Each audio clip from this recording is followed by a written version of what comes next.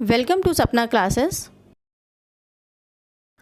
Hello students, chapter 14 An old man at the bus stop. ये आपकी English reader book progressed English का chapter 14 है। ठीक है, बहुत ही सिंपल सा टॉपिक है। An old man at the bus stop यानी एक वृद्ध व्यक्ति बस स्टॉप पर, बूढ़ा आदमी बस स्टॉप पर। ठीक है, तो मैं आपको पहले ये बता देती हूँ कि ये स्टोरी किस चीज़ के बारे में है, किस विषय पर है। कई बार क्या होता है, हम किसी व्यक्ति को देखते हैं या किसी को भी हम देखते हैं अननोइंगली, मतलब हम उसको जानते नहीं हैं। कोई भी व्यक्ति हमें खड़ा हुआ कहीं दिख जाता है तो हम कई बार उसको ऑब्जर्व करते हैं और उसके बारे में एक कंक्लूजन अपने माइंड में बना लेते हैं कि ये व्यक्ति या ये बच्चा या ये औरत इस तरह की होगी। ठीक है, या इस तरह का होगा। तो ज़रूरी नहीं है उसको देख के जो हम अपनी माइंड में एक कंक्लूजन बना लेते हैं, उसको ऑब्ज़र्व करके वो हमेशा सही निकलता है या नहीं निकलता, वो हम अब स्टोरी के अंदर देखेंगे। ठीक है, तो हम स्टोरी स्टार्ट करते हैं। इस स्टोरी में जो नरेटर है, जिसने ये स्टोरी लिखी है, वो मुंबई में रहता है। ठीक है, और उसके जो अंकल हैं वो पुणे में रहते हैं। तो वो मुंबई से पुणे जा रहा है अकेले। ठीक है, इंडिपेंडेंट जर्नी है उसकी। इंडिपेंडेंट जर्नी मतलब वो अकेले मुंबई से पुणे जा रहा है और वो बहुत खुश है ये सोचकर कि पुणे उसको अच्छा ही लगेगा। वहाँ पे ब्यूटीफुल माउंटेन्स हैं, ग्रीनरी है, तो और वो विंडो से देखता हुआ जा रहा है, तो वो खुश है अपनी इस जर्नी से। दोपहर के 3 बज गए हैं और वो खड़की रेलवे स्टेशन पर पहुंच जाता है। वहाँ पे बहुत ज़्यादा क्राउड है, तो वो उतर जाता है रेलवे स्टेशन पर। वहाँ पे एक लेडी जो है वो कुच्ची दबेली वो एक स्नैक है गुजरात का, वो बेच रही होती है, जो कि पुणे में भी बहुत ज़्यादा पॉपुलर है। तो वो उस स्नैक को खा लेता है क्योंकि उसे बहुत ज़्यादा भूख लगी होती है। ठीक है, जब वो स्नैक खा चुका होता है तब उसको याद आता है कि उसे अपने कज़न को कॉल करना है। वो कज़न जो उसको बस स्टॉप पर लेने के लिए आने वाला होता है, क्योंकि उसको भूख लगी थी। तो जब उसे भूख लगती है तो उसका जो ब्रेन है वो काम करना बंद कर देता है। इस वजह से पहले वो अपना खाना पीना खाता है, अपना स्नैक फिनिश करता है और अपने कज़न को फ़ोन करता है। तो रेलवे स्टेशन के पास में ही एक बस स्टॉप है, वो वहाँ तक 5 मिनट में पहुँच जाता है और अपने जो कज़न है उसका वेट करने लगता है। तो उसके कज़न को एक आदत थी हमेशा लेट आने की, तो उसे ये पता था कि मेरा कज़न तो अभी लेट ही आने वाला है।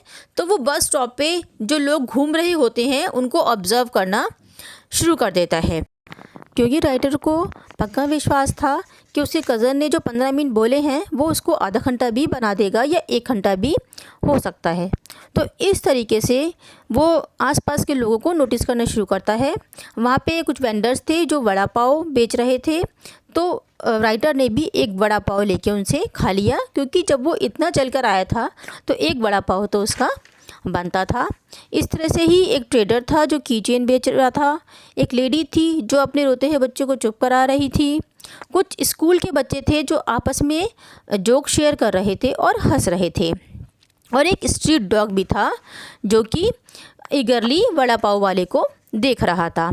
इन्हीं सब के बीच में, इन्हीं सब हसल एंड बसल के बीच में, यानी कि जो अफरा तफरी सी वहाँ पे हो रही थी, इसी बीच में वो नोटिस करता है कि एक ओल्ड मैन भी वहाँ पर खड़ा हुआ है, जो कि 60s का है। ठीक है, 60s अबव का है, बहुत ही पतला दुबला सा है, उसके बाल वाइट हो चुके हैं।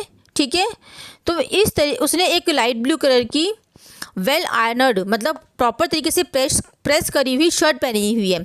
यानी कि जो आप ये देखो कि राइटर जो है हर चीज़ को कितना डीपली ऑब्जर्व कर रहा है कि वो आपको हर चीज़ बता रहा है कि वहाँ बस स्टॉप पे कौन कौन था और क्या क्या कर रहा था। ठीक है, तो जो राइटर है उस बूढ़े व्यक्ति को नोटिस करता है कि उसने शूज़ पहन रखे हैं जो कि प्रॉपरली पॉलिश्ड हैं, यानी कि वो जो बूढ़ा व्यक्ति था वो बहुत ही ज़्यादा प्रॉपरली ड्रेस्ड अप था।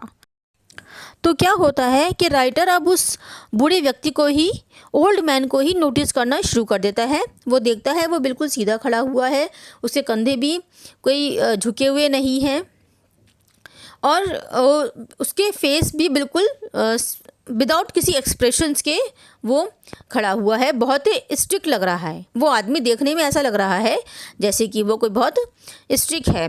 तो ये खड़की रेलवे स्टेशन था और यहाँ पे एक कैंटोनमेंट था, पुराना कंटेनमेंट था। यहाँ पे एक बैटल हुआ था, एक लड़ाई हुई थी मराठास और ब्रिटिशर्स के बीच में 1817 में, ठीक है, 5 नवंबर 1817 में, जिसके अंदर की पेशवा बाजीराव जो है वो हार गए थे, ठीक है। और उसके बाद इस जगह को जो है वेपन्स की फैक्ट्री, एक आर्मी बेस बना दिया गया था जहाँ पर वेपन्स की फैक्ट्री थी।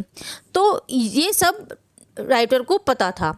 तो वो ये सोचता है कि हो सकता है ये आदमी जो है एक एक्स आर्मी ऑफिसर हो, ठीक है, जो कि अब रिटायर हो गया है और बस की वेट कर रहा है, क्योंकि उसके पोस्चर से, उसके खड़े होने के तरीके से उसको यही लगता है कि ये एक आर्मी ऑफिसर होगा, ठीक है।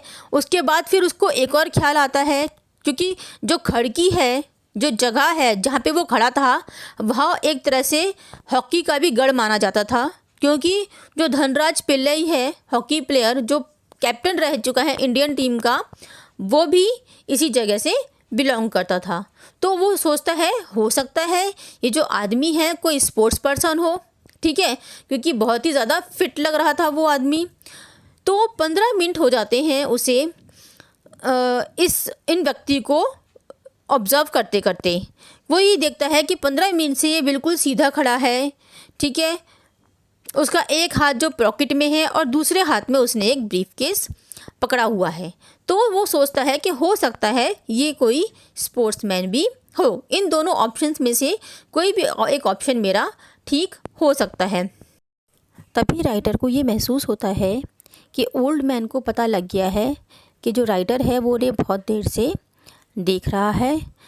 तो राइटर अपना ध्यान जो है वो यहाँ वहाँ भटकाने की कोशिश करता है, कहीं और देखने की कोशिश करता है, लेकिन जो ओल्ड मैन है उनकी पर्सनैलिटी कुछ इस तरह की थी कि राइटर का ध्यान बार बार उनकी तरफ जा रहा था। राइटर को ये भी लग रहा था कहीं ऐसा ना हो कि जो ओल्ड मैन है उसको आके डांटे कि तुम मुझे क्यों देख रहे हो या क्यों घूर रहे हो।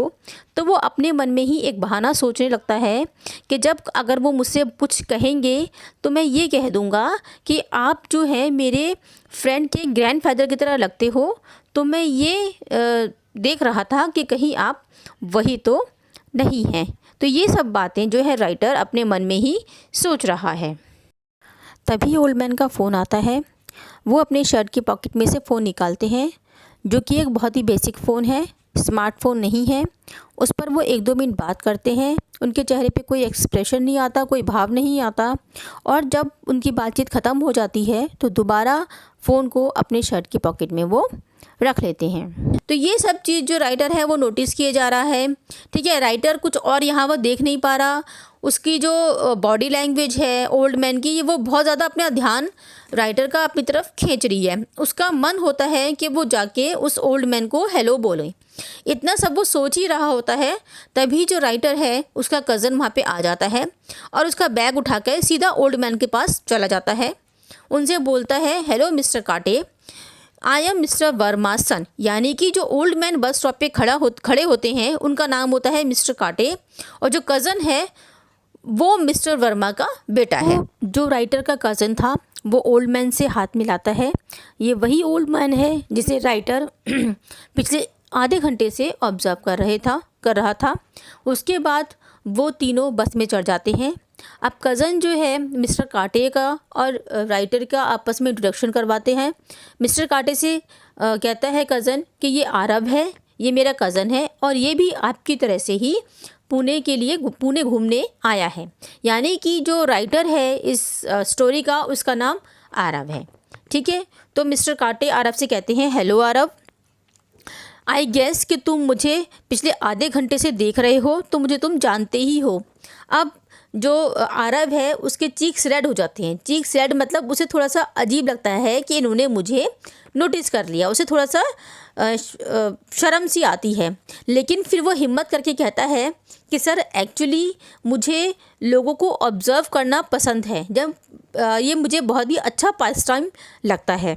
तो मिस्टर काटे कहते हैं कि तुमने मेरे बारे में क्या ऑब्ज़र्व किया, क्या कंक्लूजन निकाला। तो वो ये कहता है कि आप बहुत ही स्ट्रिक्ट मैन लगते हैं।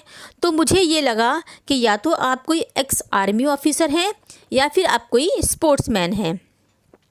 तो मिस्टर काटे हंसने लगते हैं, कहते हैं तुम पार्शियली रॉन्ग हो। पार्शियली रॉन्ग मतलब आधा सही हो और आधा गलत हो।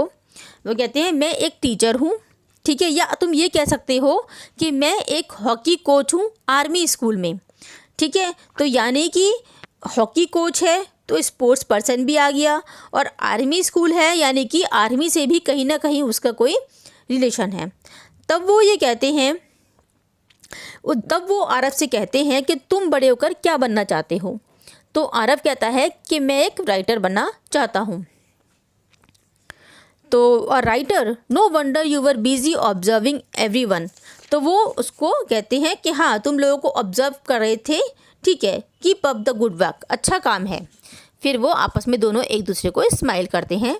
नेक्स्ट मॉर्निंग मिस्टर काटे, राइटर का कज़न और आरव, ठीक है, वो सब पुणे घूमने के लिए निकलते हैं। बीचेस पे जाते हैं, हिल्स पे जाते हैं, वहाँ का वेदर बहुत ही अच्छा होता है।